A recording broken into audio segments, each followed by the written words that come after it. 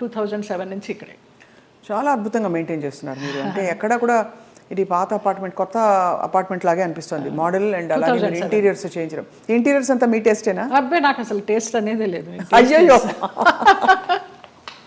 అంత గుడ్డెద్దు చేలో పడ్డట్టేనమ్మా. ఏదో చేసుకుంటాము, అందరూ వచ్చి బాగుంది అంటారు. దానికోసం టైం వెచ్చించి ఇది చేస్తే ఎలా ఉంటుంది, ఇది చేస్తే ఎలా ఉంటుంది, ఆ థాట్ లేదు, ఆ ఓపిక లేదు. సో అలా మరి జీవితం అలా నడుస్తూ మీరు వచ్చారు. మధ్యలో మీరు శరత్ బాబు గారు ఒక అది మనసు బంధం అని చెప్పాలా, చెప్పచ్చా? మనసు బంధమే. నేను బాగా అనుకున్నాను, ఆయన కొంచెం అనుకుని వదిలేశారు. ఇప్పుడు ఆయన ఉన్నా కూడా చెప్పేదాన్నేమో, లేరు కాబట్టి ఇంకా ఫ్రాంక్గా చెప్తాను. ఆయనతోనే యాత్రలన్నీ చేశాను. మహానుభావుడు, దేవుడు నాకు ఒక గైడ్ని పంపించాడు అనుకున్నాను, లేకపోతే నేను అన్ని యాత్రలు చేసేదాన్ని. చాలా చాలా మంచి వ్యక్తి, అందులో ఏమీ సందేహం లేదు. ఒకరి రూపాయి తినరు, ఒకరికి పెట్టరు. ఆయన ఫ్యామిలీ వరకు ఆయన చూసుకుంటారు కానివ్వండి, అది లేదు, ఆ గుణం లేదు. ఆ టైంలో మిమ్మల్ని వివాహం చేసుకునే టైంలో కొంతమంది ఇండస్ట్రీ ప్రముఖులే ఆపారు ఆయన్ని, లేకపోతే మీ తెలుసు పెళ్ళయి సెటిల్ అయ్యేవారు కూడా అన్నారు అంట. నిజం. చాలా ఆలోచనలు చేశాము, ఒక బిడ్డను కూడా కందామని ఆలోచన చేశాము, దానికి అన్ని ప్లానింగ్స్ వేసుకున్నాము.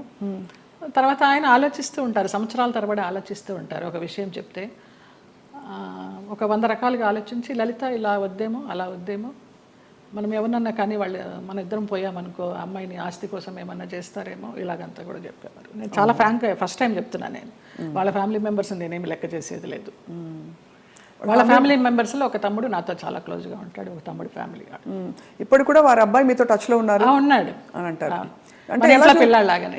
ఎక్కడ మిమ్మల్ని ఒక శత్రువుగా చూడలేదు కుటుంబానికి? లేదు లేదు, కుటుంబానికంటే వారి కుటుంబానికి. వారి కుటుంబంలో ఎవరికి నేను పెద్ద తెలీదు, మా మధ్య ఏం జరిగిందని కూడా ఎవరికి తెలియదు. ఈ తమ్ముడు గారి ఫ్యామిలీకి తప్పించి వాళ్ళకు కూడా అంతంతే పైపైనే. నాకు ఆయనకి పరిచయం ఉందనే తప్పించి కొంచెం డీప్గా వెళ్ళామనేది తెలియదు. మీరు రమాప్రభ గారితో చాలా క్లోజ్ కదా ఒక టైంలో. రమాప్రభ గారు శరత్ బాబు గారిని చాలా విమర్శించేవారు, చాలా ఇంటర్వ్యూలో బహిరంగంగా తిట్టారు. ఎందుకు మీ దృష్టిలో ఎందుకు ఇంత మంచి వ్యక్తి అని మీరు చెప్తున్నారు? మీ మనసుతో చూస్తే అవును కదా, కరెక్ట్ అనిపిస్తుంది. ఎందుకంటే మీరు ఎవరిని అసలు మిమ్మల్ని హాని చేసిన వాళ్ళనే మీరు జడ్జి చేయని వ్యక్తి. అలాంటిది అసలు అంటే మనం ఒకవైపునే విని చెప్పలేము కదా, మరి జడ్జ్ చేయలేము కదా. మరి అప్పుడు వాళ్ళిద్దరు కలిసి ఉన్న పరిస్థితుల్లో ఏం జరిగిందో అది నేను కూడా చెప్పలేను. కానీ నా వరకు ఆయన చాలా మంచి వ్యక్తి, చాలా మంచి వ్యక్తి. ఏ విషయంలో మీకు నమ్మకం కలిగింది? ఫర్ ఎగ్జాంపుల్, అంటే మీరు చూసిన అనుభవాల్ని బట్టి మనని ఇతను హింసించడు, మన డబ్బులు తీసుకోడు, లేదు వేరే విధంగా వేధించడు, కంట్రోల్ చేయడు, ఇలా రకరకాల కేటగిరీల్లో మనం తిన్న దెబ్బల్ని బట్టి ఆ విషయంలో మనకు నమ్మకం కలుగుతుంది. ఏ విషయంలో మీకు ఒక భరోసా కలిగింది ఆయన? నాకు తెలియదు. నా అంతటి నేనే మామూలుగా బావా అని పిలిచేదాన్ని, వెళ్ళేదాన్ని. రమాప్రభ గారి కోసం అక్కకి ఏమన్నా చేయండి బావా అనేదాన్ని. అక్కకి చాలా చేశానమ్మా, ఇంకా నేను చేయాల్సింది ఏమీ లేదు అనేసి అనేవారు. అలాగా నేను ఈ గుళ్ళు వెళ్తాను, ఆ గుళ్ళు వెళ్తాను, ఈ పురాణాలు చదువుతానంటే ఆయన దగ్గర కూర్చుంటే గంటలు గంటలు అలాగా టైం పాస్ అయిపోయేది. అప్పుడు నేను ఒక ఆడదాన్ని అనే అభ్యంతరం లేకపోతే మీ వెంట తీసుకెళ్ళడానికి, మీరు యాత్రలకు వెళ్ళినప్పుడు నాకు చెప్పండి బావా, నేను వస్తాను అనేదాన్ని. అలాగా మా యాత్ర సాగిందనమాట. అట్లా ఇంకా ఆయన లలిత లలిత అని పిలవడము, క్లోజ్ అయినామని చెప్పాలి. దాదాపు మీకు అంటే గృహస్థాశ్రమం లేకపోయినా వానప్రస్థాశ్రమం లాంటిది తొందరగా ఫాస్ట్ ఫార్వర్డ్ మోడ్లో కర్మలు అయిపోతాయి చూడండి. ఇప్పుడు మనం అనుభవించడానికి వచ్చిన కర్మలు అయిపోవాలంటారు కదా, అలా మీకు ఏదో రాసి పెట్టినట్టు మీరు దాన్ని అటాచ్ అయ్యారు, మళ్ళీ డిటాచ్ అయిపోయారు. అవును. ఆయన ఒక విషయంలో బాధపడుతున్నప్పుడు చిట్టిబాబు గారు వాళ్ళే చెప్పారు, పోనీలే నీకు భగవంతుడు ఆయన్ని గైడ్ కింద పంపించాడు నువ్వు యాత్రలు చేయడానికి. ఆయన పోయినప్పుడు బాధపడితే మంచి వ్యక్తి వెళ్ళిపోయారు అనేసి అన్నారు. ఇంకా అప్పటితో ఆ ఆలోచన కూడా లేదు. ఇంకా వెళ్ళాను, హాస్పిటల్కి వెళ్ళేదాన్ని, చూసేదాన్ని, అసలు మన సృహలోనే లేరు. లాస్ట్ ఇయర్ February 14th నాడు, వ్యాలంటైన్స్ డే నాడు హాస్పిటలైజర్ అయిన మనిషి May 21st నాడు పోయినారు. చూడలేకపోయారు కదా?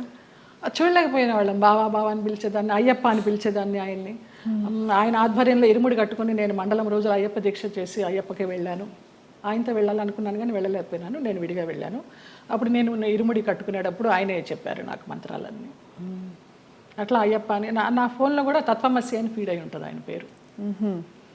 అయ్యప్ప తత్వమసి అంటే ఎంత మీరు మనసులో ఆయనకి చాలా చాలా ఆరాధించాను. ఆయనకి సేవ చేసుకుంటూ అలా ఉండిపోవాలనుకున్నాను, బట్ భగవంతుడు పడనిలా. లేదు, రుణం లేదు. అది ఎన్నో అంతేనండి అనుకుంటాం, బంధాలు? జరగవు కదా. బంధాలు అంతేనా? మరి అంతే అనుకోవాలి. రుణం ఉన్నంత వరకు మనం కలిసి ఉంటాం, తర్వాత అంతే. మన కూడబెట్టిన పుట్టిన వాళ్ళు మన బిడ్డలే. అలాంటప్పుడు ఇంకా బయట నుంచి ఎక్కడో వచ్చిన వాళ్ళు ఆ రుణం ఉన్నంత వరకే ఉంటారు. అది రుణాన్ని బంధ రూపేణ పశుపత్ని సుతాలయ. సో మరి ఉన్నంతకాలం కష్టపడి ఉంటే దాన్ని ఎలా చూడాలి?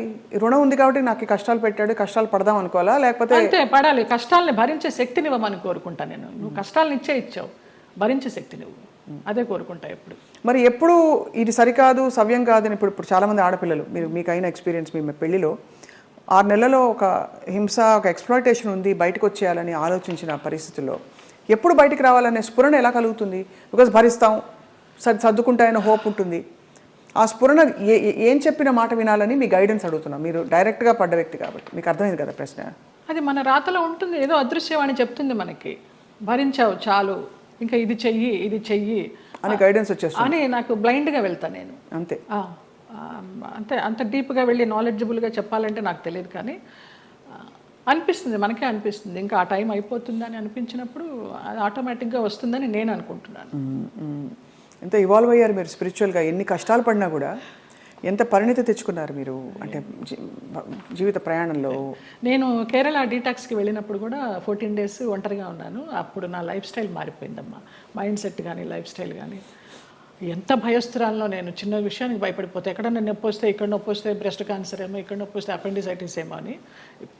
అస్సలు లేదు. ముక్తినాథి నడిచి దిగాను -degreesలో మొన్న. అవునా? మొన్న రీసెంట్గా 4 days అవ్వలేదు. ఆ ముక్తినాథి ఒక ఇన్సిడెంట్ చెప్పాలి స్వప్న. ఒక ఆవిడ కటక్ నుంచి వచ్చారు, జ్యోత్స్నారావు అనేసి, ఒరిస్సా ఆవిడ కాదులే, ఒరిస్సాలో జాబ్ చేసేవారు. కాకినాడ ఆవిడ, బ్రాహ్మణ ఆవిడ. ఎవరు లేరు, నానే వాళ్ళు ఎవరు లేరు. తోడబుట్టిన అన్నదమ్ములు కానీ, అక్క చెల్లెళ్ళు కానీ, సంసారం కానీ, పిల్లలు కానీ ఎవ్వరు లేరు. ఆవిడ బ్రహ్మచారిణి. ఆవిడ వచ్చి నాకు ఎవరు లేరు 3 రోజులు ప్రయాణం చేశారు మాతోటి. 11th నాడు బయలుదేరాము ఇక్కడి నుంచి. 12th, 13th నాడు ముక్తినాథ్ తీసుకెళ్లారు. అలాగే డోలీలో ఎక్కించి వెళ్ళారు. ఆవిడకి ఏదో హై బ్లడ్ బీపీనో షుగర్ ఏదో ఉంది. అన్నం తినాలనిపించక మాత్రలు వేసేసుకుంటున్నారు. తర్వాత ఆ ముక్తినాథ్లో జామ్సంలో మేము స్టే చేసినప్పుడు వెన్ను వణికించే చలి. అక్కడ హీటర్స్ ఉండవు. హీటర్స్ పెడితే ఆక్సిజన్ అందదంట. హై ఆల్టిట్యూడ్ అనమాట. అక్కడ ఆ రోజు నరకం అనుభవించాం అందరం. 80 members గ్రూప్ మేము. Sai Krishna tours and travels అని సాయిరామ్ గారు, ప్రసన్న గారు, వైఫ్ అండ్ హస్బెండ్, ఆది దంపతులు. నిజంగా 2009 నుంచి వాళ్ళు ఈ ట్రావెల్ చేస్తున్నారు. ప్రతి ఒక్క గ్రూప్తో ట్రావెల్ చేస్తారు. ఇంకా నేను లైఫ్ జర్నీ అంతా వాళ్ళతోనే యాత్రలు కంటిన్యూ చేయాలని వాళ్ళతో చెప్పి కూడా వచ్చా కన్ఫర్మేషన్.